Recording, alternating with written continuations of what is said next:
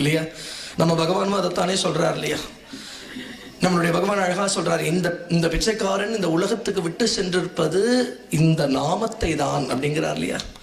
தன்னுடைய நாமத்தை தானே பகவான் விட்டுட்டு போயிருக்காரு. இந்த நாமத்தை விடாமல் கீர்த்தனம் பண்ணிட்டு இருந்தாலே போதும், ஒருத்தனுக்கு சர்வ சௌக்கியங்கள் ஏற்பட்டுடும். நாமம்னா அந்த நாமத்தை சாமானியம்னு நினைச்சுக்க கூடாது. நாமத்துக்குள்ளே இறைவனுடைய சாநித்தியம் பூர்ணமா இருக்கு. கலியுகத்துல பகவான் எந்த உருவத்துல இருக்கான்னா நாம ரூபத்திலேயே இருக்கான் பகவான். நாமத்தை எங்க விடாமல் கீர்த்தனம் பண்ணிட்டு இருக்கோமோ அந்த இடத்துல இறைவனுடைய சாநித்தியம் பூர்ணமா வெளிப்பட்டுடும்.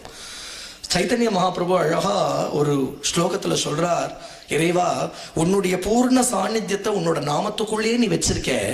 அந்த நாமத்தை கீர்த்தனம் பண்றதுக்கும் எந்த நியமங்களையும் நீ வைக்கவே இல்லை. எந்த தேசத்துல எந்த காலத்துல எப்படி வேணாலும் யார் வேணாலும் இறைவனுடைய நாமங்களை கீர்த்தனம் பண்ணலாம். அப்படிங்கிறது தான் இறைவனுடைய நாமத்துக்கு இருக்கிற விசேஷம், பகவன் நாம கீர்த்தனத்துக்கு இருக்கிற விசேஷம். இதுலயே நாம ஏதாவது ஒரு நியமத்தை கல்பிச்சோம்னா அதுக்கப்புறம் இது சொல்ல முடியாதவர்கள்னு ஒரு சில பேர் வந்துடுவா இல்லையா?